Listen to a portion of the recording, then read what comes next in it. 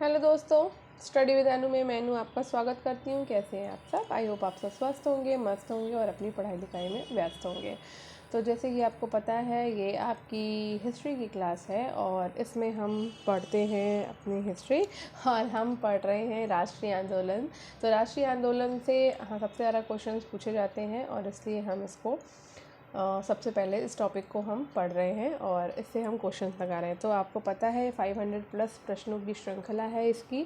तो इस टॉपिक में 500 प्लस क्वेश्चंस हैं जिसमें हम 300 कंप्लीट कर चुके हैं। तो अगर आपने इससे पहले के क्लासेस नहीं देखी हैं तो आप वो देख सकते हो। और अगर आप TGT, PGT, LT grade, GIC की तैयारी कर रहे हो या नेट की तैयारी कर रहे हो, यूजीसी नेट की कर रहे हो, जेआरएफ की कर रहे हो, केवीएस, एनवीएस की कर रहे हो, स्पेशली टीजीटी, पीजीटी की और जीआईसी की कर रहे हो, तो आपके लिए क्लास है और आप देख सकते हो। और जितने भी आपके टीचिंग एग्ज़ाम्स हैं उन सब के लिए ये बहुत यूज़फुल क्लास है ये, तो आप देख सकते हैं इस क्लास को। और अगर अच्छी लगे तो मुझे फ़ीडबैक ज़रूर दीजिएगा। और अगर आपने इससे पहले की क्लासेस नहीं देखी हैं तो आप वो ज़रूर देख लीजिए, तीनों क्लासेस और हम हर क्लास में 100 क्वेश्चन कर रहे हैं। ये 500 प्लस प्रश्नों की श्रृंखला है इस टॉपिक की, ठीक है।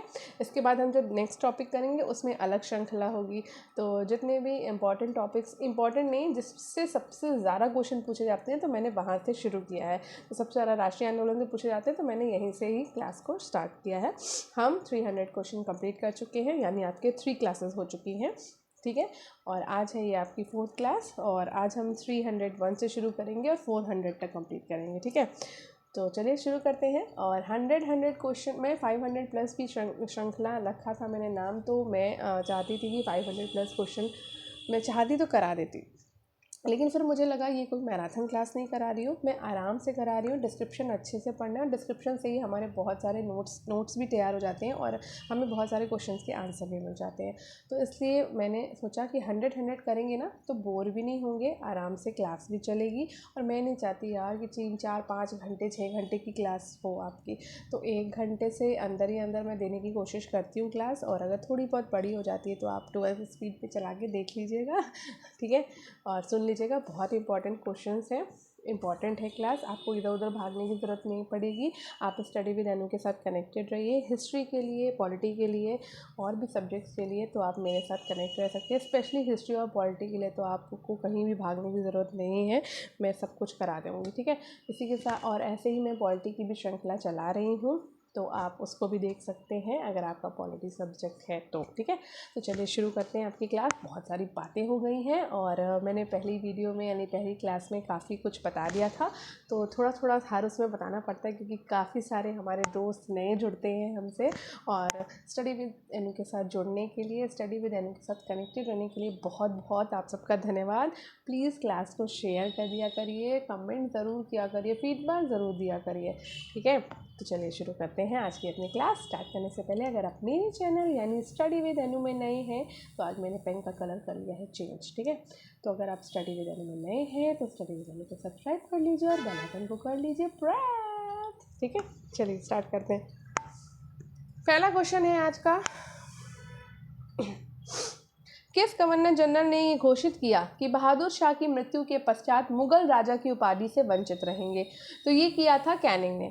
1856 में गवर्नर जनरल कैनिंग ने निर्णय किया कि बहादुर शाह जफर आखिरी मुगल बादशाह होंगे और उनकी मृत्यु के बाद उनके किसी भी वंशज को बादशाह नहीं माना जाएगा, उन्हें केवल राजकुमारों के रूप में मान्यता दी जाएगी। विशेष तथ्य इसमें यह है कि 1849 में गवर्नर जनरल डलहौजी ने घोषणा किया कि बहादुर जफर की मृत्यु के बाद बादशाह के परिवार को लाल किले से निकालकर उसे दिल्ली में कहीं और बसाया जाएगा, ठीक है। नेक्स्ट है सर्कुलर ए आज़ादी नामक परिपत्र संबंधित है। तो सर्कुलर ए आज़ादी नामक परिपत्र जो है वो रामनाथपुरी से आपका संबंधित है। सर्कुलर ए आज़ादी नामक परिपत्र से रामनाथपुरी संबंधित है, जबकि तारकनाथ दास ने वैंकूवर में फ्री हिंदुस्तान शुरू किया तथा जीडी कुमार ने वैंकूवर में गुरुमुखी लिपि में स्वदेश सेवक नामक समाचार पत्र निकाला है, ठीक है। नेक्स्ट है कल्पना दत्त का संबंध था। तो कल्पना दत्त का संबंध आपका इंडियन रिपब्लिक आर्मी से था, ठीक है। किससे था? इंडियन रिपब्लिक आर्मी से। तो कल्पना दत्त का संबंध इंडियन रिपब्लिक आर्मी से था। बंगाल के क्रांतिकारियों में सूरसेन का नाम प्रमुख है, जिन्हें लोग प्रायः मास्टर दा कहा करते थे। अंग्रेजों के नीतियों से रुष्ट होकर उन्होंने इंडियन रिपब्लिक आर्मी को स्थापित किया। इसमें कल्पना दत्त, बीना दास जैसी महिलाएं जुड़ी थी। इंडियन रिपब्लिक आर्मी के सदस्य थे गणेश घोष, आनंद गुप्ता, टेगरावाल, लोकनाथ, कल्पना दत्त, प्रीतिलता वाडेकर, तुतुमिया एवं मीर अहमद इत्यादि शामिल थे। नेक्स्ट है स्ट्रगल फॉर फ्रीडम के संपादक थे। तो स्ट्रगल फॉर फ्रीडम के संपादक थे आरसी मजूमदार।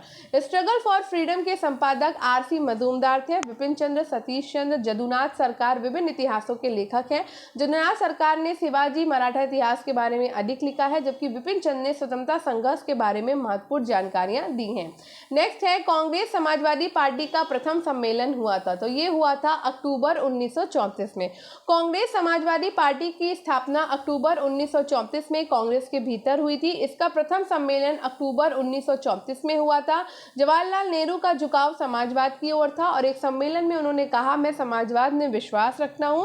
इसी कारण प्रधानमंत्री बनने के बाद उन्होंने विभिन्न समाजवादी देशों का दौरा किया था। नेक्स्ट है भारत के वयोवृद्ध नेता grand old man of India के नाम से कौन जाने जाते हैं? तो दादा भाई नौरोजी जाने जाते हैं। भारत के वयोवृद्ध नेता grand old man of India के नाम से दादा भाई नौरोजी को जाना जाता है। इन्होंने धन के निकास को अनिष्टों का अनिष्ट की संज्ञा दी है। दादा भाई नौरोजी भारत के पहले व्यक्ति थे जिन्होंने भारतीयों के प्रति व्यक्ति आय की गणना करी और इनका जन्म एक पारसी परिवार में हुआ था। नेक्स्ट क्वेश्चन है जुलाई 1937 में कांग्रेस मंत्रिमंडल गठित हुए थे। तो जुलाई 1937 के चुनाव में जीत के बाद कांग्रेस ने कुल 6 प्रांतों में सरकार बनाई थी और ये प्रांत थी मद्रास, संयुक्त प्रांत, मध्य प्रांत, बिहार, बम्बई और उड़ीसा। 6 हो गई, ठीक है। तो यहाँ पे ऑप्शन नहीं था 6, ठीक है। तो उस समय भारत में कुल 11 प्रांत थे, जिसमें कांग्रेस ने 2 जगह पश्चिमोत्तर प्रांत और असम समान विचार वाली पार्टियों से मिलकर अपनी सरकार बनाई थी। नेक्स्ट है इंडियन ओपिनियन के अवैतनिक संपादक कौन थे? तो ये थे मनसुख लाल नजर, ठीक है। कौन थे? मनसुख लाल नजर।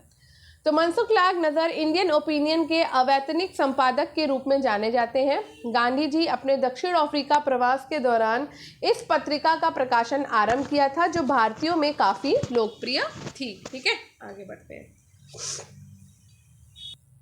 नेक्स्ट है भूमिगत आंदोलन किस गांधीवादी आंदोलन से जुड़े थे? तो भूमिगत आंदोलन जो है वो भारत छोड़ो आंदोलन से जुड़े हुए थे। भूमिगत आंदोलन राष्ट्रपिता महात्मा गांधी के भारत छोड़ो आंदोलन से जुड़ा था। 9 अगस्त 1942 को गांधी जी समेत अन्य सभी महत्वपूर्ण नेता गिरफ्तार कर लिए गए और कुछ महत्वपूर्ण नेता भूमिगत होकर आंदोलन का नेतृत्व कर रहे थे। इसमें उषा मेहता, राम मनोहर लोहिया, अच्युत पटवर्धन, सुचेता कृपलानी आदि प्रमुख हैं। उषा मेहता ने रेडियो का संचालन किया था। नेक्स्ट है इलाहाबाद में 1935 में हुई उत्तर प्रदेश किसान कॉन्फ्रेंस के अध्यक्ष कौन थे? तो JL नेहरू थे। 1935 में इलाहाबाद में हुई उत्तर प्रदेश किसान कॉन्फ्रेंस के अध्यक्ष जवाहरलाल नेहरू थे और इस कॉन्फ्रेंस में किसानों की समस्याओं और अंग्रेजों के द्वारा किसानों पर किए जा रहे अत्याचार के बारे में भी विचार किया गया था। नेक्स्ट है अखिल भारतीय मुस्लिम लीग के लाहौर अधिवेशन में पाकिस्तान प्रस्ताव पास किया था 23 मार्च 1940 को। तो इस अधिवेशन में पाकिस्तान प्रस्ताव को पारित किया गया। 23 मार्च 1940 को लाहौर में मुस्लिम लीग का अधिवेशन हुआ और इस अधिवेशन की अध्यक्षता मोहम्मद अली जिन्ना ने की थी और ये प्रस्ताव पारित किया गया कि भारत से अलग पाकिस्तान एक नया राज्य बने। पाकिस्तान शब्द का जन्मदाता चौधरी रहमत अली थे।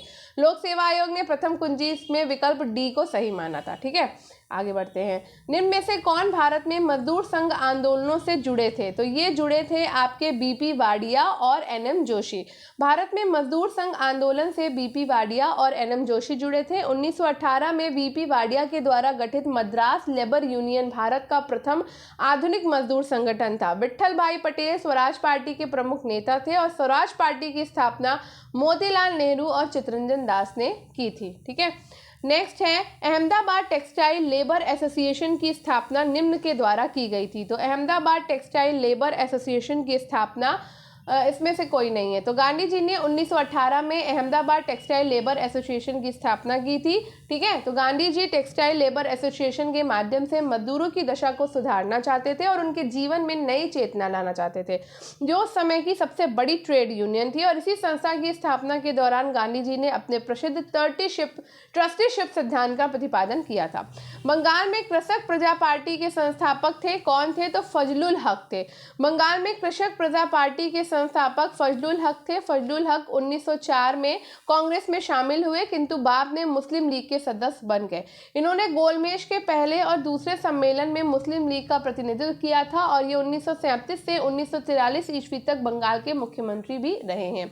1940 के अगस्त प्रस्ताव में क्या प्रस्ताव दिया गया था? तो डोमिनियन स्टेट दिया गया था। वायसराय लिलितगो ने 8 अगस्त 1940 को अगस्त प्रस्ताव प्रस्तुत किया। 1940 के अगस्त प्रस्ताव में डोमिनियन स्टेट का प्रस्ताव दिया गया था।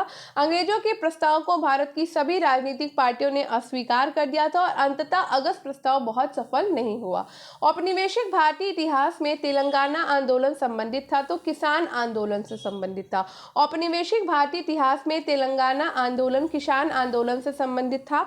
आंध्र प्रदेश के तेलंगाना रियासत में 1946 से 1951 के मध्य इस किसान आंदोलन का उद्देश्य शाहूकारों की शोषण नीति और भ्रष्ट अधिकारियों के अत्याचार का विरोध करना था। कम कीमत पर गल्ला वसूली इस आंदोलन का मुख्य कारण था। 1936 में इंडिपेंडेंट लेबर पार्टी की नींव निम्न में से एक ने रखी है, तो ये रखी है भीमराव अंबेडकर ने। भीमराव अंबेडकर ने अपनी मांगों को लेकर 1936 में इंडिपेंडेंट लेबर पार्टी का गठन किया। स्वतंत्रता आंदोलन के दौरान डॉक्टर अंबेडकर मोहम्मद अली जिन्ना के साथ मिलकर अछूतों के लिए अलग देश की मांग की थी और नेहरू मंत्रिमंडल में उनकी इच्छा के विरुद्ध उनको कानून मंत्रालय दिया गया था। ठीक है, आगे बढ़ते हैं।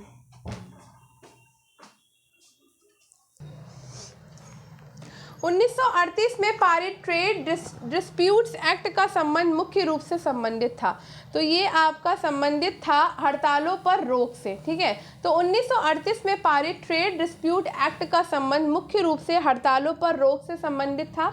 1926 में मजदूरों को एक अधिकार दिया गया जिसके तहत हड़ताल को वैध मान लिया गया। इससे मजदूरों की स्थिति में काफी सुधार हुआ। ठीक है, किसने प्रसिद्ध नारा वंदे मातरम को वंदे तातारम के साथ समीकृत किया है? तो ये स्वामी सहजानंद ने।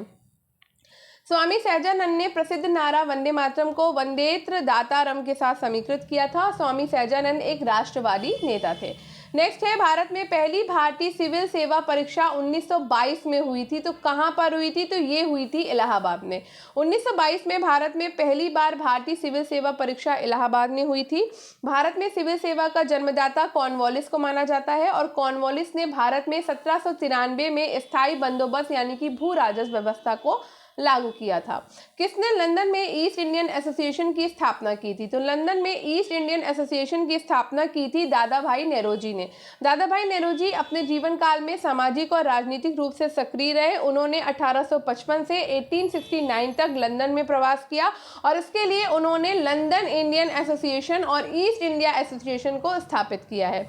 हेस्टिंग्स के प्राप्त करने के पूर्व कंपनी का कोषागार कहाँ था? तो ये मुर्शिदाबाद में था। 1772 में वॉरेन हेस्टिंग को बंगाल के गवर्नर के रूप में ईस्ट इंडिया कंपनी के द्वारा नियुक्त किया गया। वॉरेन हेस्टिंग ने भारत आते ही 1772 में द्वैध प्रणाली को क्या कर दिया? समाप्त किया और कलकत्ता परिषद तथा उसके प्रधान को आज्ञा दी कि वे स्वयं दीवान बने और बंगाल, बिहार और उड़ीसा के प्रबंध को अपने हाथ में ले, और उसने कोष को मुर्शिदाबाद से कलकत्ता लाने का आदेश दिया। नेक्स्ट है, किस एक भारतीय नेता ने ये स्पष्ट माना कि भारतीय राष्ट्रीय कांग्रेस इसलिए बनी है कि वो अंग्रेजी राज की रक्षा हेतु अभय कपाट के रूप में काम कर सके?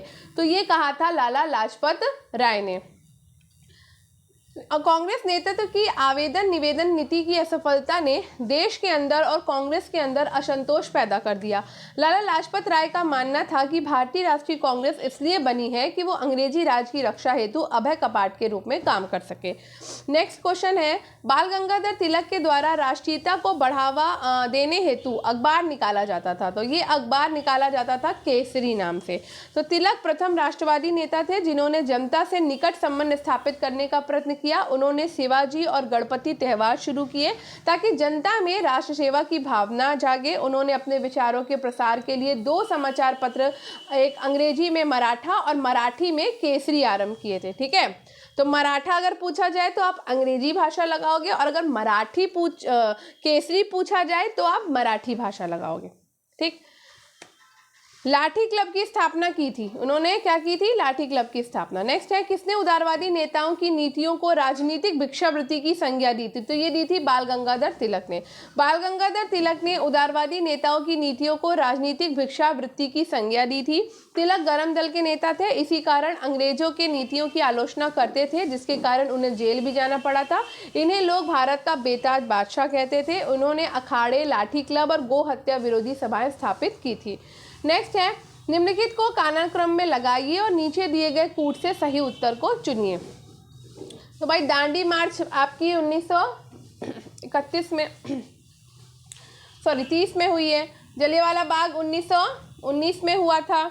भारत छोड़ो आंदोलन 1942 ये क्या हो गया 42 में हुआ था। और स्वदेशी आंदोलन आपका 1905 में हुआ है ना। तो इस तरह से लगा लेते हैं। कहाँ गया? दांडी मार्च 1930, ठीक। जलियांवाला बाग 1919, स्वदेशी आंदोलन 1905 या 1906 मान लो, जो भी मानना हो। तो पहले ये आ जाएगा, फिर उसके बाद में जलियांवाला बाग हत्याकांड आ जाएगा, फिर आपका आ जाएगा ये दांडी मार्च, फिर भारत छोड़ो आंदोलन। ठीक है, तो स्वदेशी आंदोलन का प्रारंभ कब हुआ है? 7 अगस्त 1905 में बंगाल विभाजन के विरोध में। 13 अप्रैल 1919 को अमृतसर में जलियांवाला बाग नरसंहार हुआ। दांडी मार्च 12 मार्च 1930 को गांधी जी के नेतृत्व में हुआ। 9 अगस्त 1942 को मुंबई के ग्वालियर मैदान में भारत छोड़ो आंदोलन शुरू हुआ, और इसी आंदोलन में गांधी जी ने करो और मरो का नारा दिया था। लंदन में कर्जन वायली को 1909 में किसने गोली मारी थी? 1909 ही दिया हुआ ना, कि कोई और दिया है? बताओ क्या होगा? ML ढींगरा ने मारी थी। ठीक है, तो लंदन में 1 जुलाई 1909 को मदन लाल ढींगरा ने ऑफिस के राजनीतिक सलाहकार कर्जन वायली की गोली मार के हत्या कर दी थी, और ढींगरा को गिरफ्तार कर लिया गया, और उन्होंने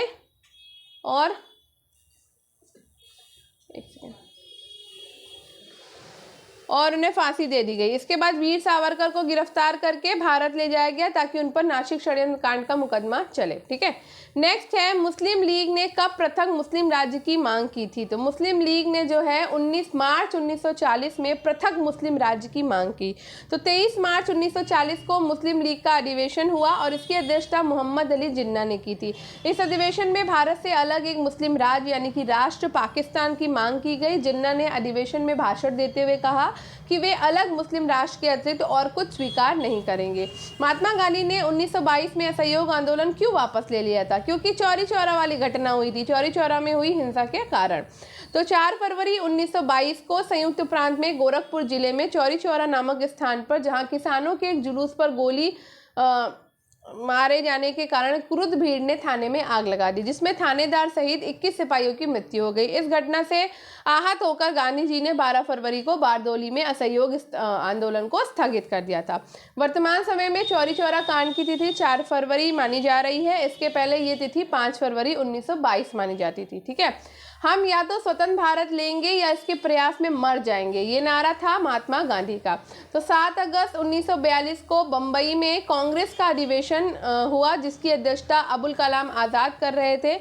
नेहरू ने भारत छोड़ो प्रस्ताव पेश किया, और 8 अगस्त 1942 को स्वीकार कर लिया गया। कांग्रेस के इस ऐतिहासिक सम्मेलन में G70 मिनट भाषण दिए और कहा कि हम या तो स्वतंत्र, गांधी जी ने 70 मिनट भाषण दिया था और कहा कि हम या तो स्वतंत्र लेंगे या इसके प्रयास में मर जाएंगे। ठीक है, किस वर्ष जवाहरलाल नेहरू ने लाहौर में रावी नदी के तट पर तिरंगा फहराया और तथा स्वतंत्रता आंदोलन का उद्देश्य पूर्ण स्वराज घोषित किया था? तो ये था 31 दिसंबर 1929 को। ठीक है, तो दिसंबर 1929 में कांग्रेस का वार्षिक अधिवेशन हुआ और इस अधिवेशन के अध्यक्ष जो है वो गांधी जी चुने गए थे, लेकिन उन्होंने अपनी जगह जवाहरलाल नेहरू को अध्यक्ष बनाया। जवाहरलाल नेहरू ने कहा कि आज हमारा बस एक ही लक्ष्य है, स्वाधीनता का लक्ष्य। हमारे लिए स्वाधीनता के मायने हैं ब्रिटिश साम्राज्य से पूर्ण स्वतंत्रता।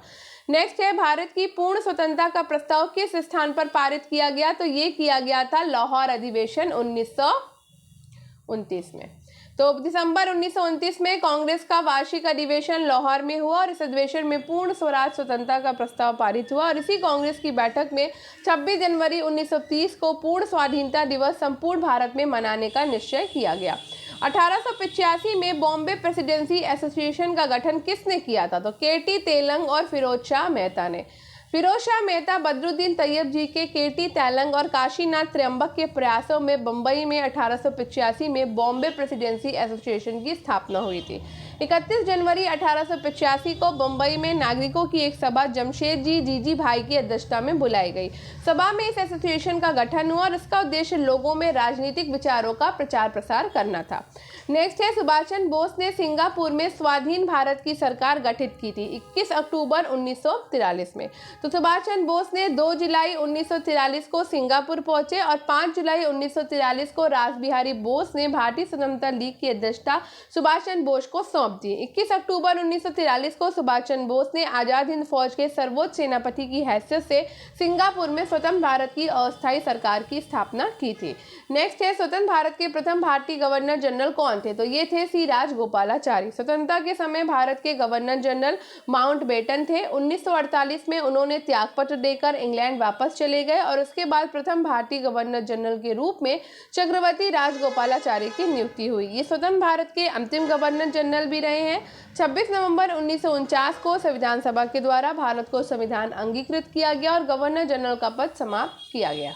ठीक है, नेक्स्ट है, निम्नलिखित में से कौन 1885 के बाद बंगाली एवं मराठी नेताओं के प्रति आयरलैंड जैसा क्रांतिकारी योजना चलाने का संदेह करने लगा था? ये था कर्जन। कर्जन 1899 से 1905 तक भारत का गवर्नर जनरल था। उसके समय भारत में क्रांतिकारी गतिविधियां अधिक बढ़ गई थी।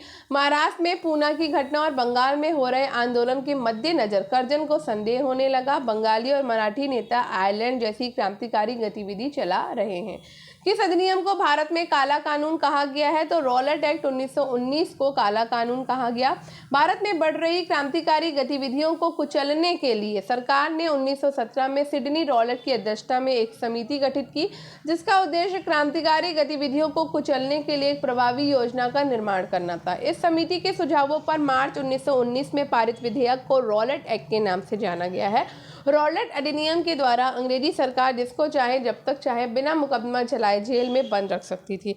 इसलिए इस कानून को बिना वकील, बिना अपील और बिना दलील तथा काला कानून कहा गया। निम्नलिखित में से कौन 3 की परिषद बोर्ड ऑफ 3 का सदस्य नहीं था, जिसे पंजाब के विजय के बाद पंजाब का प्रशासन सौंपा गया था? क्यूरी को।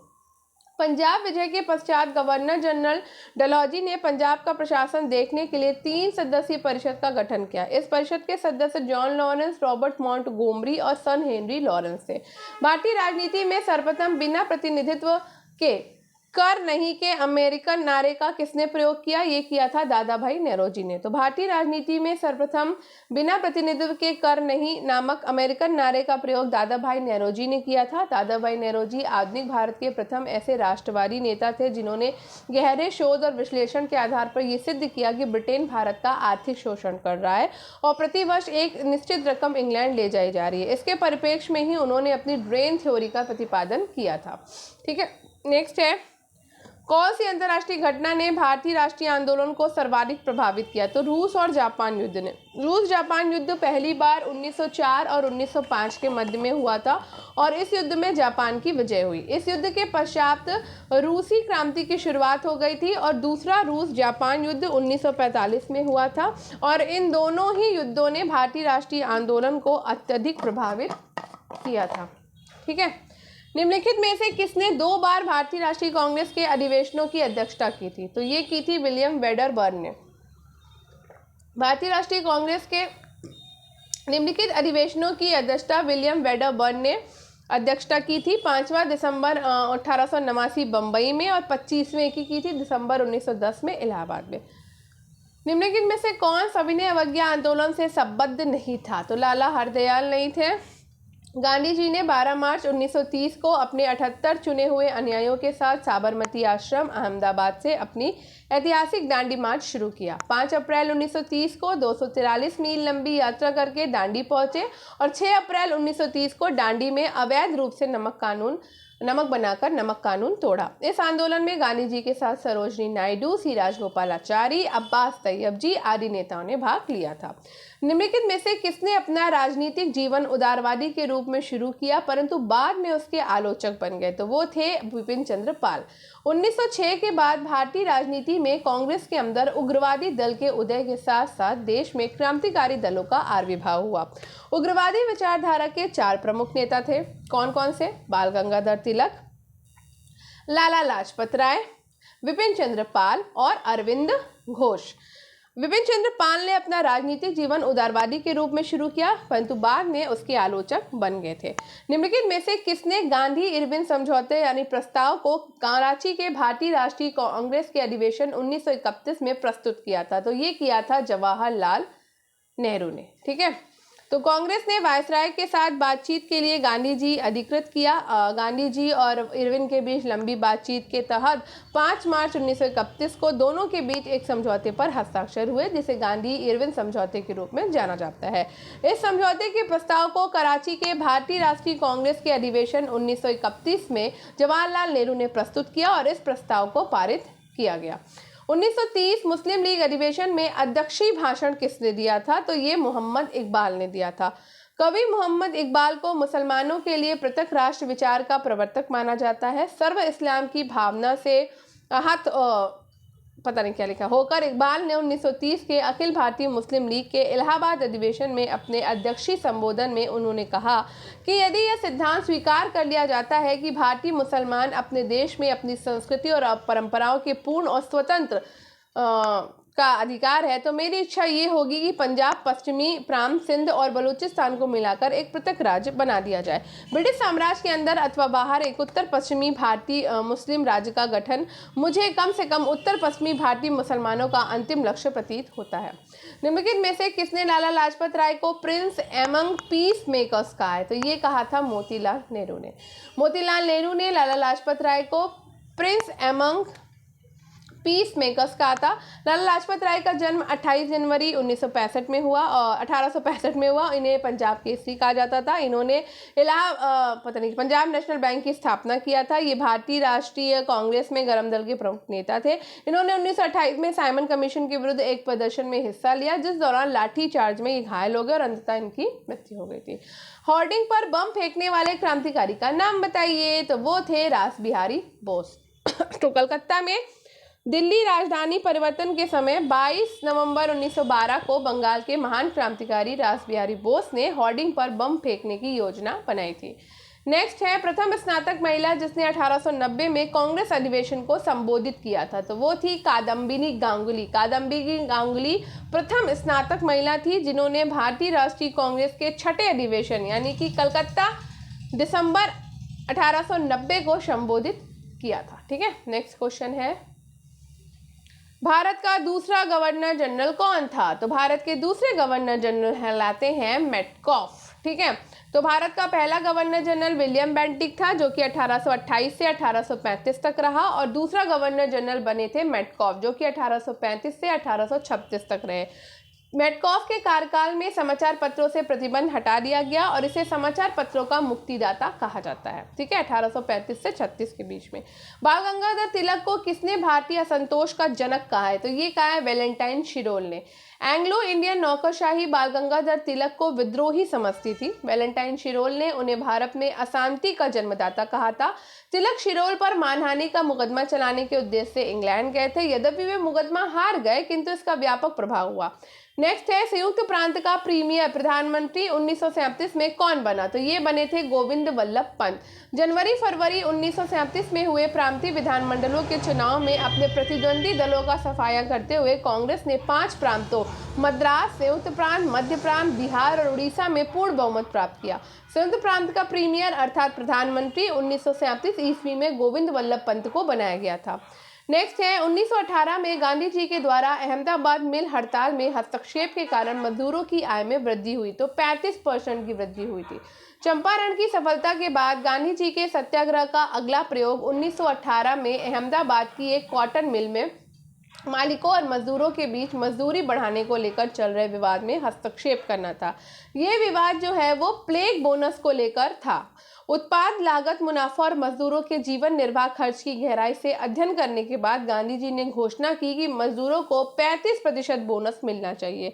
मिल मालिकों के द्वारा गांधी जी के अनशन के बाद गठित ट्रिब्यूनल ने इस बात को मान लिया था। नेक्स्ट है भारतीय राष्ट्रीय कांग्रेस ने अपने किस अधिवेशन में मौलिक अधिकारों का प्रस्ताव पारित किया था? तो मौलिक अधिकारों का प्रस्ताव कराची अधिवेशन 1931 में पारित किया गया।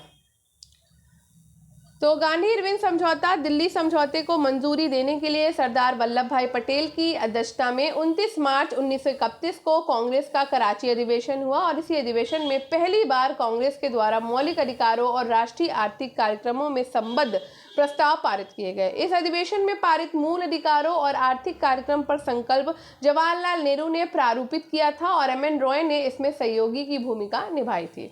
नेक्स्ट है भारतीय साम्यवाद का प्रवर्तक कौन था? तो ये है एम.एन. रॉय। भारतीय साम्यवाद के प्रवर्तक एम.एन. रॉय थे। भारतीय कम्युनिस्ट पार्टी की स्थापना कानपुर में दिसंबर 1925 में हुई थी और ये भारत की सबसे पुरानी कम्युनिस्ट पार्टी है जिसका अस्तित्व भारत की वर्तमान राजनीति में अब तक बरकरार है। सर्वप्रथम ताशकंद में भारतीय कम्युनिस्ट पार्टी की स्थापना 17 अक्टूबर 1920 को मानवेंद्र नाथ राय ने की थी। नेक्स्ट है इंडियन नेशनल कांग्रेस, भारतीय राष्ट्रीय कांग्रेस का प्रथम अधिवेशन कब हुआ? तो ये 28 दिसंबर 1885 को हुआ था। तो भारतीय राष्ट्रीय संघ का प्रथम अधिवेशन 28 दिसंबर 1885 को बंबई स्थित गोकुलदास तेजपाल संस्कृत विद्यालय में आयोजित हुआ और इस सम्मेलन में दादा भाई नेरोजी के सुझाव पर भारतीय राष्ट्रीय संघ का नाम बदलकर भारतीय राष्ट्रीय कांग्रेस कर दिया गया। इस प्रथम अधिवेशन की अध्यक्षता व्योमेश चंद्र बैनर्जी ने की थी। नेक्स्ट है मुस्लिम लीग ने किस दिन स्वतंत्रता दिवस मनाया था? तो मुस्लिम लीग ने स्वतंत्रता दिवस मनाया था 22 दिसंबर 1939 को। तत्कालीन वायसराय लिलिथगो ने भारतीयों के बिना अनुमति के ये घोषणा कर दी कि द्वितीय विश्व युद्ध में भारत भी जर्मनी के विरुद्ध ब्रिटेन के साथ युद्ध में शामिल है और इसके विरोध में कांग्रेस शासित प्रदेशों के मंत्रियों ने कांग्रेस कार्य समिति की अनुमति के बाद 1 नवंबर 1939 को मंत्रिमंडलों से त्यागपत्र दे दिया। कांग्रेसी मंत्रियों के त्यागपत्र देने के बाद मुस्लिम लीग ने दलित नेता भीमराव अंबेडकर के साथ 22 दिसंबर 1939 को मुक्ति दिवस या स्वतंत्रता दिवस मनाया। ठीक है। भारत की संविधान सभा कॉन्स्टिट्यूएंट असेंबली ऑफ इंडिया के अध्यक्ष थे। तो ये अध्यक्ष थे आपके डॉक्टर राजेंद्र प्रसाद। तो 9 दिसंबर 1946 को संविधान सभा की प्रथम बैठक में सच्चिदानंद सिन्हा को अस्थायी अध्यक्ष निर्वाचित किया गया और 11 दिसंबर 1946 को डॉक्टर राजेंद्र प्रसाद को संविधान सभा के अस्थायी अध्यक्ष के रूप में नियुक्त किया गया। निम्नलिखित में से कौन सा कथन इरविन गांधी संधि के संबंध में सही नहीं है? तो हिंसा के लिए दोषी सिद्ध व्यक्तियों सहित सभी राजनीतिक कैदियों को रिहा करना, यही सही नहीं है। ठीक है। सही क्या क्या है? सरकार अभी तक जमा नहीं हुए सभी जुर्मानों की माफी पर सहमत हो गई, इस्तीफा दे चुके सरकारी कर्मचारियों के प्रति उदार व्यवहार किया जाए और सरकार ने समुद्र तट के किनारे रहने वाले ग्रामीणों के उपभोग के लिए नमक बनाने के अधिकार को स्वीकृति दी। तो गांधी इरविन संधि से संबंधित बातें ये तीनों सही थी। ठीक है। नेक्स्ट, प्रथम विश्व युद्ध के दौरान पेरिस में भारतीय क्रांतिकारियों का नेता कौन था? तो ये थे मैडम कामा।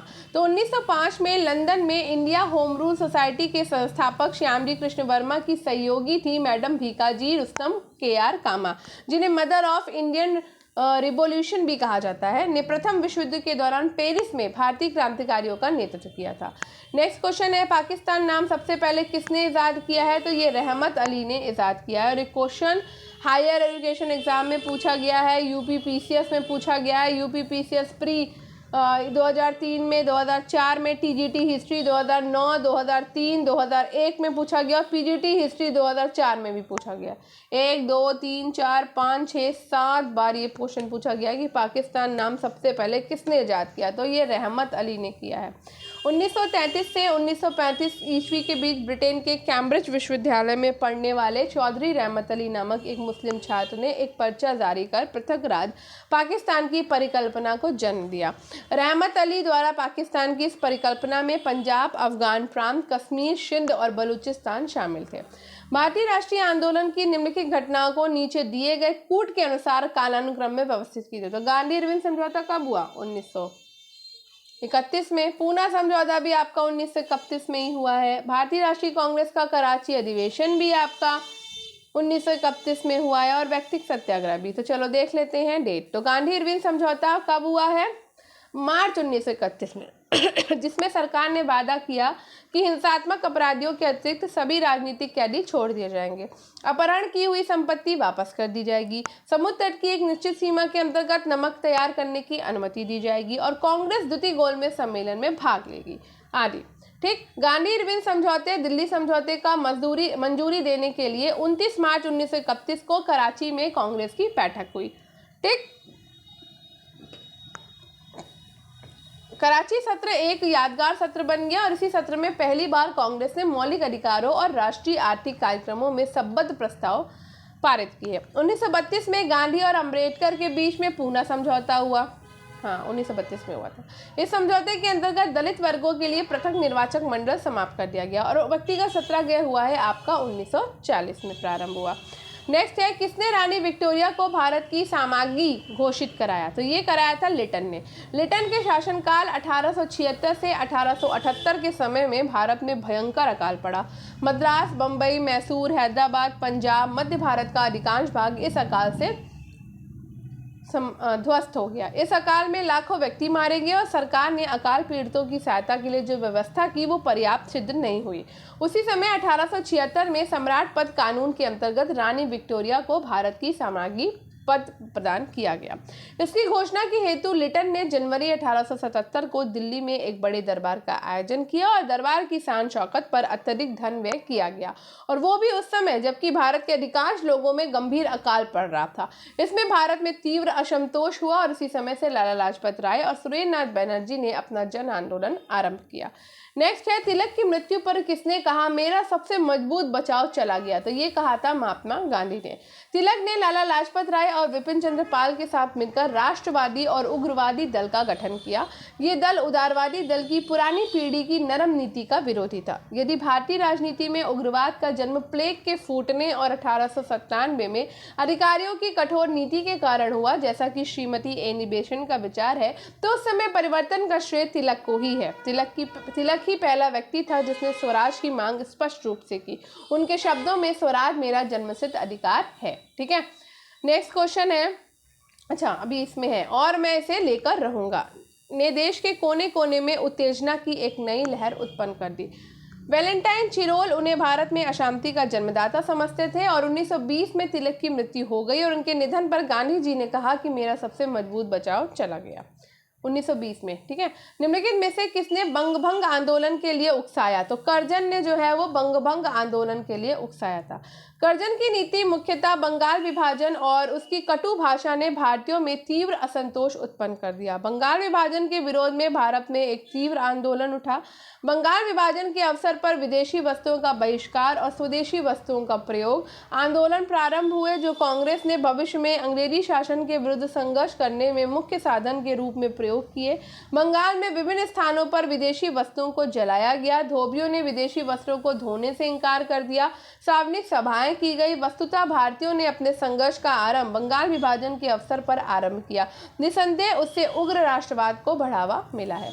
कालक्रम की दृष्टि से निम्नलिखित घटनाओं में से कौन अंतिम थी? तो ये मोपला विद्रोह है। कालक्रम की दृष्टि से सबसे अंतिम में घटने वाली घटना 1921 में घटित मोपला विद्रोह थी। होम रूल लीग आंदोलन 1916 में चलाया गया। खिलाफत आंदोलन 1919 में और जलियांवाला बाग हत्याकांड 13 अप्रैल 1919 ईस्वी को घटित हुआ था। अगस्त 1921 में अब देश के बिल्कुल दूसरे छोर पर मालाबार जिले केरल में काश्तकारों का विद्रोह कई अन्य किसान संघर्षों के मुकाबले कहीं अधिक व्यापक और जुझारू था।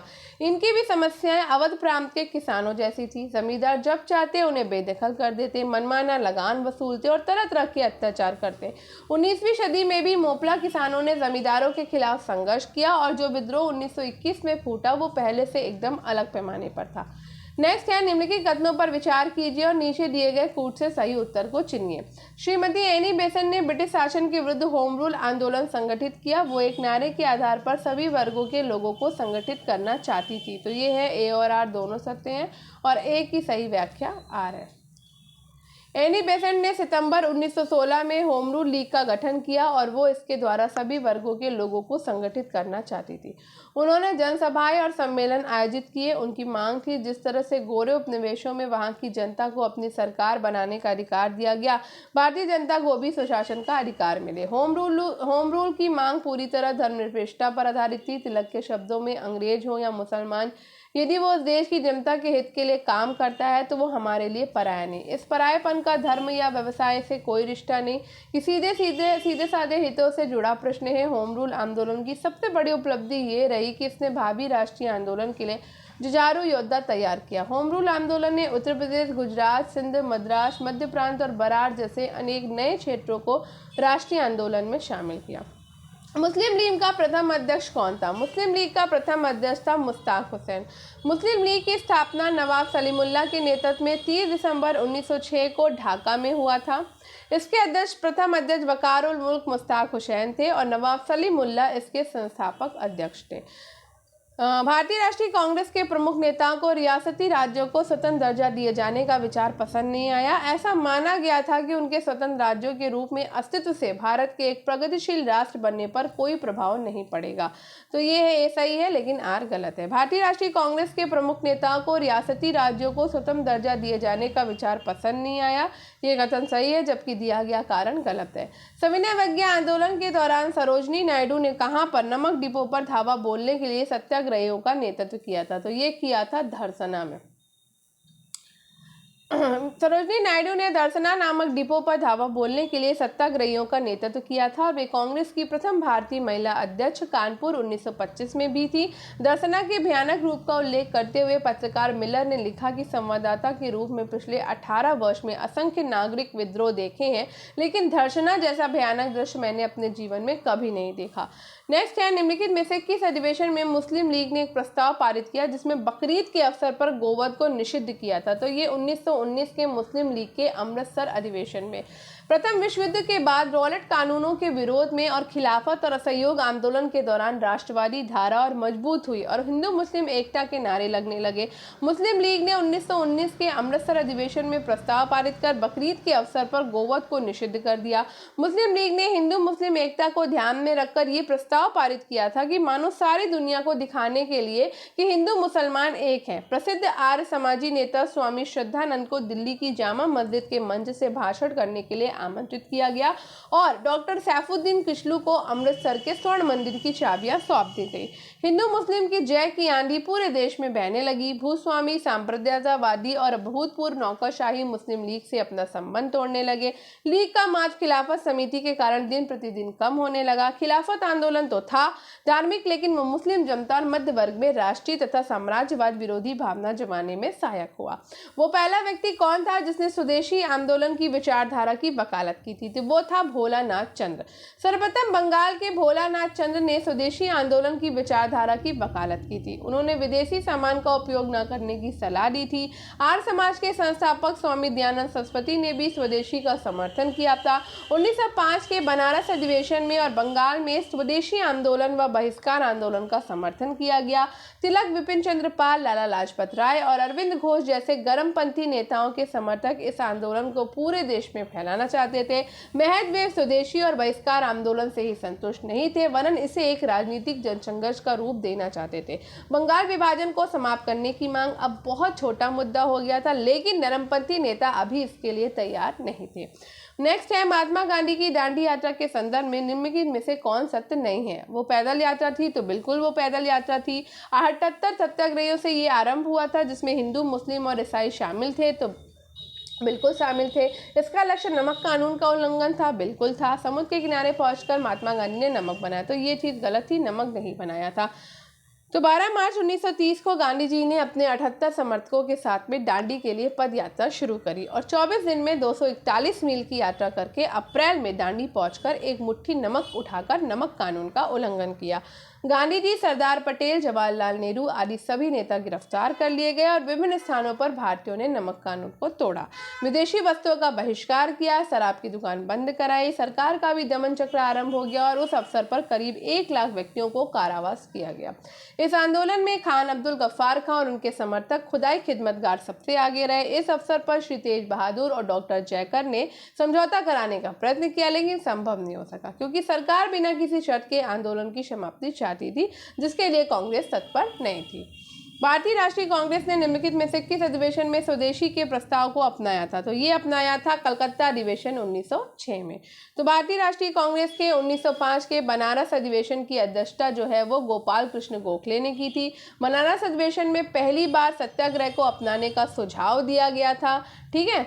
और 1906 में कलकत्ता अधिवेशन में स्वदेशी, बालाकाट तथा राष्ट्रीय शिक्षा के संबंध प्रस्ताव पास किए गए। तिलक, विपिन चंद्र पाल, लाला लाजपत राय, अरविंद घोष जैसे गर्मपंथी नेताओं के समर्थक इस आंदोलन को पूरे देश में फैलाना चाहते थे। वे महज स्वदेशी बहिष्कार से ही संतुष्ट नहीं थे, वरन इसे एक राजनीतिक जनसंघर्ष का रूप देना चाहते थे। अब लक्ष्य था स्वराज। विभाजन को समाप्त करने की मांग अब बहुत छोटा मुद्दा हो गया था, लेकिन नरमपंथी नेता अभी इसके लिए तैयार नहीं थे। फिलहाल कांग्रेस के नरमपंथी और गर्मपंथी खेमों में आंदोलन की गति और संघर्ष के तरीकों को लेकर मतभेद चलता रहा और 1907 में कांग्रेस के सूरत अधिवेशन में स्वदेशी आंदोलन को लेकर पार्टी विभाजित हो गई और इस विभाजन का स्वदेशी आंदोलन पर गंभीर प्रभाव पड़ा। नेक्स्ट है स्वराज पार्टी क्यों स्थगित की गई। तो विधानसभाओं में अवरोध डालने हेतु स्वराज पार्टी स्थगित की गई। स्वराज पार्टी की स्थापना CR दास ने मोतीलाल नेहरू की सहायता से की थी और इसने अपने घोषणा पत्र में अपनी नीति की घोषणा करते हुए ये प्रतिज्ञा की थी कि वे केंद्रीय विधानसभा एवं प्रांतीय परिषदों के माध्यम से सरकार के कामकाज को रोकने के लिए सतत, सुसंगत और अविरल अवरोध की नीति का अनुसरण करेंगे। विट्ठल भाई पटेल, मदन मोहन मालवीय एवं MR जयकर जैसे नेताओं का स्वराज पार्टी को समर्थन प्राप्त था। नेक्स्ट है 1932 में अखिल भारतीय हरिजन संघ की स्थापना किसने करी। तो ये की थी महात्मा गांधी ने। महात्मा गांधी ने समाज के पिछड़े और दलित लोगों को हरिजन कहकर सम्मानित किया और 1932 में अखिल भारतीय हरिजन संघ की स्थापना की थी, जबकि भीमराव अंबेडकर ने जुलाई 1924 में बंबई में एक संस्था बहिष्कृत हितकारिणी सभा बनाई, जिसका उद्देश्य अस्पृश्य लोगों की नैतिक और भौतिक उन्नति करना था। उन्होंने आंदोलन की नीति अपनाई और अछूतों के लिए मंदिरों में प्रवेश और जनसाधारण के कुओं से पानी भरने के नागरिक अधिकारों को प्राप्त करने का प्रयत्न किया। अंबेडकर ने भारतीय राष्ट्रीय कांग्रेस की स्वतंत्रता की मांग का विरोध किया था और कहा था कि भारत में अंग्रेजी साम्राज्य बना रहे ताकि दलित वर्ग के हितों की रक्षा हो सके। अप्रैल 1942 में उन्होंने अनुसूचित जाति संघ का एक अखिल भारतीय दल के रूप में गठन किया। इसके पीछे उन्होंने एक घोषणा की कि अनुसूचित जातियां हिंदू धर्म को पूर्ण रूप से त्याग देंगी और वो स्वयं अपने बहुत से अनुयायियों के साथ बौद्ध बन गए। अभिनव भारत नामक गुप्त क्रांतिकारी संगठन का संस्थापक कौन था। तो ये थे VD सावरकर।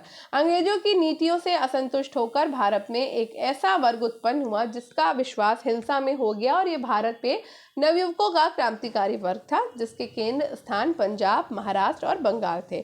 वे संगठित हिंसात्मक साधनों द्वारा अंग्रेजों को नष्ट करके स्वतंत्रता चाहते थे और इस कार्य के लिए विदेशी सहायता तक लेने के लिए प्रयत्नशील थे। इन क्रांतिकारियों ने अनेक स्थानों पर गुप्त समितियों की स्थापना की, हत्याकांड किए, गोलियां चलाई, धन लूटा, रेल की पटरियां उखाड़ी और उनके प्रकार से अंग्रेजी सरकार को आतंकित किया। सर्वप्रथम बी.डी. सावरकर ने 1904 में महाराष्ट्र में अभिनव भारत नामक एक क्रांतिकारी दल का निर्माण किया। बंगाल में इस कार्य का आरंभ अरविंद घोष के छोटे भाई वीरेंद्र कुमार घोष और पुलिन बिहारी दास ने किया। उन्होंने 2 पुस्तकें भवानी मंदिर और वर्तमान राजनीति छापी। इनमें से प्रथम ने क्रांतिकारी दलों को एक स्थान पर अपने संगठन बनाने की आवश्यकता को बताया गया तथा इनके प्रयत्नों के फलस्वरूप अनुशीलन समिति नामक क्रांति दल की स्थापना कलकत्ता और ढाका में हुई तथा समाचार पत्र युगांतर प्रकाशित हुआ। नेक्स्ट, निम्नलिखित में से किसने काकोरी कांड में मुकदमे का सामना नहीं किया? तो काकोरी कांड में मुकदमे का सामना वी.डी. सावरकर ने नहीं किया है, अशफाक उल्ला खान ने किया, प्रफुल्ल चाकी ने किया, सचिन नाथ सान्याल ने किया। तो अक्टूबर 1924 में क्रांतिकारी युवकों का कानपुर में एक सम्मेलन हुआ और हिंदुस्तान रिपब्लिक एसोसिएशन अथवा सेना का गठन किया गया। इसका उद्देश्य सशस्त्र क्रांति के माध्यम से औपनिवेशिक सत्ता को उखाड़ फेंकना और एक संघीय गणतंत्र संयुक्त राष्ट्र भारत की स्थापना करना था। संघर्ष छेड़ने से पहले नौजवानों को अपने दल में मिलाना, प्रशिक्षित करना और हथियार जुटाना था और इसके लिए पैसे की जरूरत थी। हिंदुस्तान रिपब्लिक आर्मी ने पैसा इकट्ठा करने के उद्देश्य से पहली बड़ी कार्रवाई काकोरी में की। सरकारी खजाना लूटने की यह घटना काकोरी कांड के नाम से जानी जाती है, जो 9 अगस्त 1925 को लखनऊ के पास काकोरी में घटी। सरकार इस घटना पर काफी कुपित हुई और भारी संख्या में युवकों को गिरफ्तार किया गया और उन पर मुकदमा चलाया गया और अशफाक उल्ला खां, रामप्रसाद बिस्मिल, रोशन सिंह, राजेंद्र लाहिड़ी को फांसी दे दी गई और 4 को आजीवन कारावास की सजा देके अंडमान भेज दिया गया और 17 अन्य लोगों की लंबी सजाएं सुनाई गई, जिसमें चंद्रशेखर आजाद फरार हो गए। सूरत अधिवेशन, जहां भारतीय राष्ट्रीय कांग्रेस में पहली फूट हुई थी, कौन सा अधिवेशन था? तो ये था आपका 23वां अधिवेशन। ठीक है, तो भारतीय राष्ट्रीय कांग्रेस के अंतर्गत एक गरम दल स्थापित हो गया था जो पूर्ण स्वराज की मांग के पक्ष में था।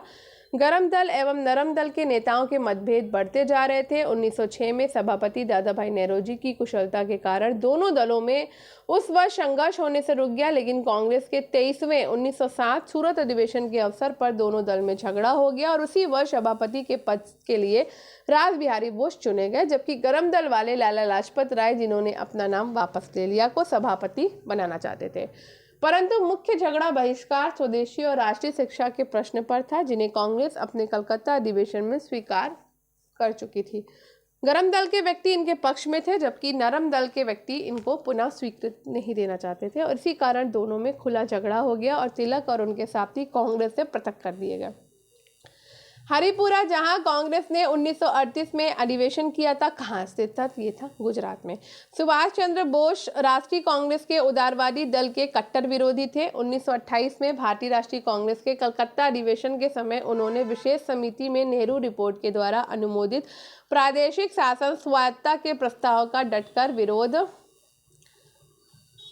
किया। वो तो पूर्ण स्वतंत्रता चाहते थे। फरवरी 1938 में हरिपुरा गुजरात अधिवेशन में सुभाष बाबू कांग्रेस के प्रधान चुने गए और पुनः 1939 में त्रिपुरी कांग्रेस के अधिवेशन में महात्मा गांधी के विरोध करने पर भी वे कांग्रेस के प्रधान चुने गए।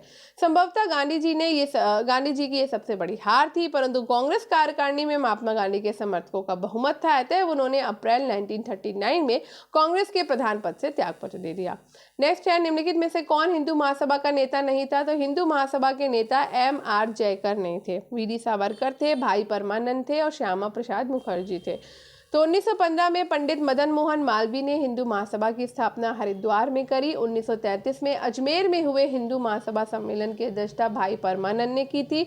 1938 में वी.डी. सावरकर इसके अध्यक्ष बने। श्यामा प्रसाद मुखर्जी 1940 से 44 तक हिंदू महासभा के अध्यक्ष रहे और M.R. जयकर हिंदू महासभा के अध्यक्ष कभी नहीं बने, लेकिन वे इस सभा से जुड़े हुए थे।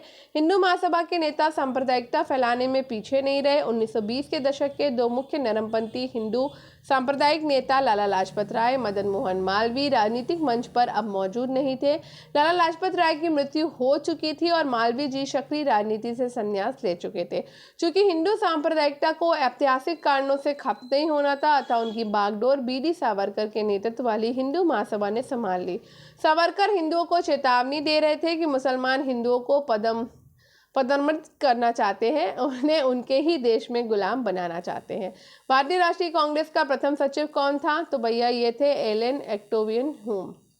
1884 में एओ ह्यूम नामक एक अवकाश प्राप्त अंग्रेज असैनिक अधिकारी के प्रयत्नों से एक संस्था इंडियन नेशनल यूनियन कांग्रेस की स्थापना हुई और इस यूनियन ने 1885 में पूना में राष्ट्र के विभिन्न प्रतिनिधियों का सम्मेलन करने का निर्णय किया और इस कार्य का उत्तरदायित्व भी एओ ह्यूम को सौंपा। पूना में हैजा फैलने के कारण इस वर्ष इस सम्मेलन बम्बई में किया गया।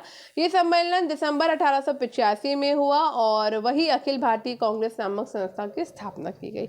इसके प्रथम सभापति व्योमेश चंद्र बैनर्जी चुने गए और प्रथम सचिव ह्यूम बने। इस प्रकार 1885 में डफरिन के समय में इस राष्ट्रीय संस्था का जन्म हुआ।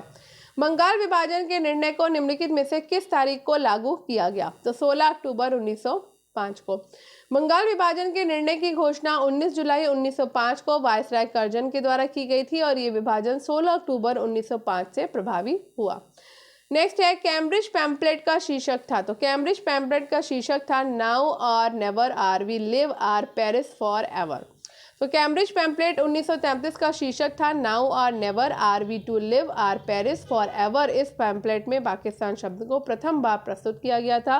राजनीतिक चिंतक मोहम्मद इकबाल को मुसलमानों के लिए पृथक राज्य पाकिस्तान के विचार का प्रवर्तक माना जाता है। सर्व इस्लाम की भावना से प्रेरित होकर इकबाल ने 1930 के अखिल भारतीय मुस्लिम लीग के इलाहाबाद अधिवेशन में कहा था, यदि यह सिद्धांत स्वीकार कर लिया जाए कि भारत के सांप्रदायिक प्रश्न का स्थायी हल भारतीय मुसलमान को अपने देश में अपनी संस्कृति और परंपराओं के पूर्ण और स्वतंत्र विकास का अधिकार है, तो मेरी इच्छा ये होगी कि पंजाब उत्तर पश्चिमी सीमा प्रांत सिंध और बलूचिस्तान को मिलाकर एक राज्य बना दिया जाए। ब्रिटिश साम्राज्य के अंदर अथवा बाहर एक उत्तर पश्चिम भारत में मुसलमानों का अंतिम लक्ष्य प्रतीत होता है।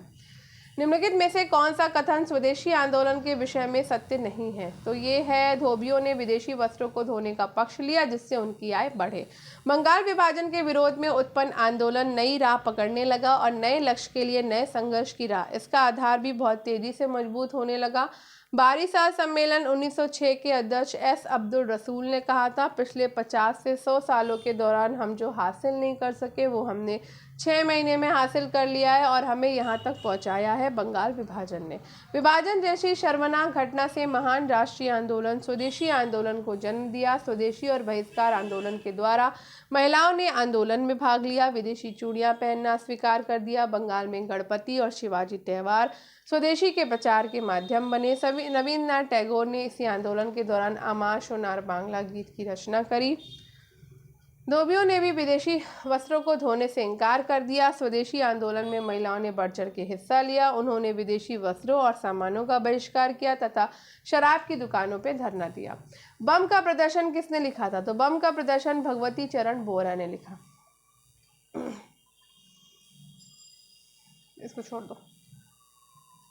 एक वर्ष के अंतर्गत स्वराज की प्राप्ति किस आंदोलन का लक्ष्य था? तो ये था असहयोग आंदोलन। तो दिसंबर में नागपुर में कांग्रेस का वार्षिक अधिवेशन हुआ और सीआर दास ने असहयोग आंदोलन का कार्यक्रम प्रस्तुत किया गया। इसके अध्यक्ष विजय राघवाचारी थे और इसके तहत तमाम चीजें आती थी, जैसे उपाधियों और प्रशस्तियों को लौटाना, सरकारी स्कूलों, कॉलेजों, अदालतों, विदेशी कपड़ों का बहिष्कार। इस प्रस्ताव में ये भी कहा गया कि बाद में जनता को सरकारी नौकरियों से इस्तीफा देने और कानून की अवज्ञा जिसमें कर अदायगी न करना भी शामिल हो कार्य करने के लिए भी कहा जा सकता था। हाथ से कताई बुनाई को प्रोत्साहन देने और हर हाल में अहिंसा का पालन करने का सख्त निर्देश था। गांधी जी ने आश्वासन दिया कि यदि इन कार्यक्रमों पर पूरी तरह अमल हुआ तो 1 वर्ष के भीतर ही आज़ादी मिल जाएगी। नेक्स्ट है, निम्नलिखित में से किस स्थिति को एडविन मॉन्टेग्यू ने प्रशासन के प्रत्येक भाग में भारतीयों के साथ सहयोग बढ़ाने की ब्रिटिश नीति की ऐतिहासिक घोषणा की थी? तो ये है 20 अगस्त 1917।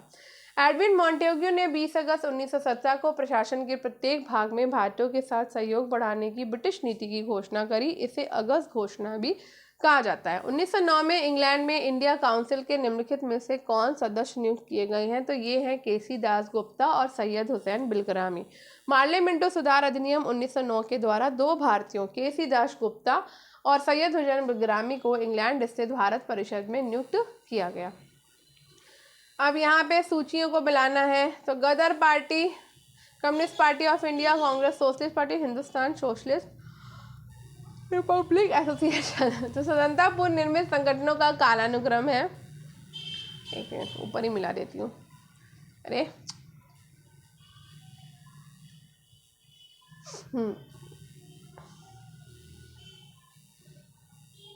तो Ghadar Party 1913, Communist Party of India 1925, Congress Socialist Party 1934, Hindustan Social Republic Association हो गया 1928। ठीक। मुस्लिम लीग ने खुलकर प्रथम बार भारतीय मुसलमानों के लिए एक पृथक देश की मांग किस वर्ष में हुए अपने वार्षिक अधिवेशन में की थी? तो ये इन्होंने करी थी 1940 में। तो मार्च 1940 में मुस्लिम लीग का अधिवेशन लाहौर में हुआ और इसी अधिवेशन में उसने देश के बंटवारे का प्रस्ताव पास किया। इस लाहौर प्रस्ताव को भारतीय राष्ट्रीय प्रेस ने पाकिस्तान प्रस्ताव नाम दिया था। नेक्स्ट है, रामदेव मैकडोनाल्ड के द्वारा 1932 में कम्युनल अवार्ड की घोषणा से किसे पृथक निर्वाचन का अधिकार दिया गया? तो हरिजनों को दिया गया था। रामदेव मैकडोनाल्ड ने 1932 में कम्युनल अवार्ड की घोषणा करी, जिसके तहत अल्पसंख्यकों के लिए पृथक निर्वाचन मंडल की घोषणा की गई। मुस्लिम और सिख पहले से ही अल्पसंख्यक माने जाते थे और अब इस कानून के तहत दलित वर्ग अर्थात हरिजनों को भी अल्पसंख्यक मानकर उनके पृथक निर्वाचन की व्यवस्था की गई।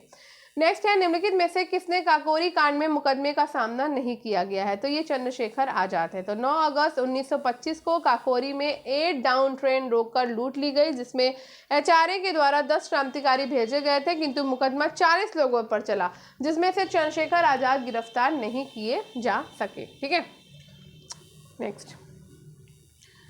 नेक्स्ट है, निम्नलिखित घटनाओं का सही कालानुक्रम नीचे दिए गए गुट की सहायता से निर्दिष्ट कीजिए। तो ये है आपका जलियांवाला नरसंहार हुआ है 1919 में, गांधी इरविन समझौता हुआ था 1931 में, भारत छोड़ो आंदोलन हो गया 1940 और कैबिनेट नहीं 1942 में, और कैबिनेट मिशन हुआ 1946 में। ठीक है, देख लो सही है कि नहीं। ठीक। तो जलियांवाला बाग 13 अप्रैल 1919, गांधी इरविन 5 मार्च 1931, भारत छोड़ो 8 अगस्त 1942 और कैबिनेट मिशन 16 मई 1946। निम्नलिखित में से कौन भारतीय राष्ट्रीय कांग्रेस के स्थापना अधिवेशन में उपस्थित नहीं था? तो ये आपके सुरेंद्र नाथ बैनर्जी। तो भारतीय राष्ट्रीय कांग्रेस की स्थापना 28 दिसंबर 1885 को मुंबई स्थित गोकुलदास तेजपाल संस्कृत विद्यालय में हुई थी, जिसमें कुल 72 सदस्य थे, जिसमें 1/3 पत्रकार थे और इस अधिवेशन में सुरेंद्र नाथ बैनर्जी सम्मिलित नहीं थे, बल्कि उन्होंने अपने नेशनल कॉन्फ्रेंस का 1886 में भारतीय राष्ट्रीय कांग्रेस में विलय कर लिया। एनी बेसेंट के द्वारा प्रारंभ किया गया स्वराज शासन आंदोलन का लक्ष्य क्या था? तो ये लक्ष्य था भारत के लिए स्वशासन प्रारंभ करना। 1915 के शुरू में एनी बेसेंट ने 2 अखबारों न्यू इंडिया और कॉमनवेल्थ के माध्यम से आंदोलन छेड़ दिया। उनकी मांग थी कि जिस तरह से गोरे उपनिवेशों में वहां की जनता को अपनी सरकार बनाने का अधिकार दिया गया है, इसी तरह भारतीय जनता को भी स्वशासन का अधिकार मिले। नेक्स्ट है, कांग्रेस ने मुस्लिमों के लिए पृथक निर्वाचन मंडल को स्वीकार किया लखनऊ समझौता में। तो लखनऊ कांग्रेस अधिवेशन कब हुआ? 1916 में हुआ। तिलक को पुनः कांग्रेस में शामिल कर लिया गया और इसी अधिवेशन में महत्वपूर्ण कांग्रेस लीग समझौता हुआ, जो लखनऊ पैक्ट के नाम से जाना जाता है। इस समझौते में तिलक और एनी बेसेंट ने महत्वपूर्ण भूमिका निभाई थी। इस अधिवेशन में कांग्रेस ने मुस्लिमों के लिए एक पृथक निर्वाचक मंडल को स्वीकार किया। मदन मोहन मालवीय का मानना था कि मुस्लिम लीग को बहुत तवज्जो दिया जा रहा है। नेक्स्ट है, सुभाष चंद्र बोस के त्यागपत्र के बाद भारतीय राष्ट्रीय कांग्रेस का अध्यक्ष कौन चुना गया था? तो ये चुने गए थे राजेंद्र प्रसाद। ठीक है। तो मार्च 1939 को त्रिपुरी में कांग्रेस का वार्षिक अधिवेशन हुआ। अध्यक्ष पद के चुनाव में सुभाष चंद्र बोस ने गांधी जी के प्रतिनिधि पट्टाभी सीतारामैया को पराजित कर दिया और कांग्रेस के कार्यकारिणी के गठन पर मतभेद होने के कारण सुभाष चंद्र बोस ने त्यागपत्र दे दिया। पुनः उनकी जगह राजेंद्र प्रसाद को अध्यक्ष चुना गया और उसी वर्ष सुभाष चंद्र बोस ने फॉरवर्ड ब्लॉक की स्थापना करी। एयो ह्यूम का जीवनीकार कौन था? तो एयो ह्यूम का जीवनीकार है डब्ल्यू वेडरबर्न। तो वेडरबर्न एयो ह्यूम की जीवनी लिखी थी, जो 1913 में प्रकाशित हुई। सबसे पहले इस जीवनी में 7 खंडों की गोपनीय रिपोर्ट की चर्चा की गई। ह्यूम के पास कांग्रेस की स्थापना से संबंधित जो दस्तावेज थे, उन्हीं में वेडरबर्न को एक ऐसा दस्तावेज मिला जिस पर कोई तारीख नहीं पड़ी थी। वेडरबर्न ने ह्यूम को जीवनी में इस दस्तावेज का विस्तार से हवाला दिया। लाला लाजपत राय के अनुसार इस तथ्य के बावजूद कि ह्यूम आज़ादी के प्रेमी थे, वो सबसे पहले तो एक अंग्रेज देशभक्त ही थे। जब उन्होंने देखा कि ब्रिटिश शासन पर एक गंभीर विपत्ति आने वाली है, तो उन्होंने असंतोष के सुरक्षित विकास के लिए एक सुरक्षा वॉल बनाने का फैसला किया। नेक्स्ट है, निम्नलिखित में से किसने सन 1906 के भारतीय राष्ट्रीय कांग्रेस के कलकत्ता अधिवेशन में दादा भाई नौरोजी के अद्भुत भाषण को पढ़ा था? तो ये पढ़ा था गोपाल कृष्ण गोखले ने। 1906 के भारतीय राष्ट्रीय कांग्रेस के कलकत्ता अधिवेशन में राष्ट्रीय आंदोलन की दिशा में एक सही कदम उठाया गया। 1906 के भारतीय राष्ट्रीय कांग्रेस के कलकत्ता अधिवेशन में राष्ट्रीय आंदोलन की दिशा में एक सही कदम उठाया गया। दादा भाई नौरोजी ने अपने अध्यक्षीय भाषण में कहा कि भारतीय राष्ट्रीय कांग्रेस का उद्देश्य ब्रिटेन या उसके उपनिवेशों की तरह भारत में अपनी सरकार का गठन करना है, अर्थात स्वराज की स्थापना। फिलहाल कांग्रेस के नरमपंथी और गरमपंथी खेमे में आंदोलन की गति और संघर्ष के तरीकों को लेकर मतभेद चलता रहा और 1907 के सूरत अधिवेशन में स्वदेशी आंदोलन को लेकर पार्टी विभाजित हो गई।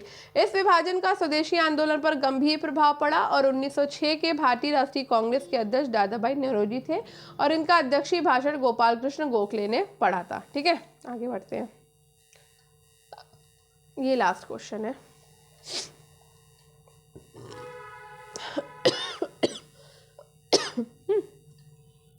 निम्नलिखित में से किस अंग्रेज ने 1907 के भारतीय राष्ट्रीय कांग्रेस के सूरत अधिवेशन में भाग लिया था? तो ये लिया था, इसमें से कोई भी नहीं है तो हम नीचे पढ़ेंगे। तो 1907 के भारतीय राष्ट्रीय कांग्रेस का सूरत अधिवेशन 26 दिसंबर को ताप्ती नदी के किनारे पर हुआ, जिसमें कांग्रेस विभाजित हो गई थी और उस समय भारत के नए गृह सचिव जॉन मार्ले थे।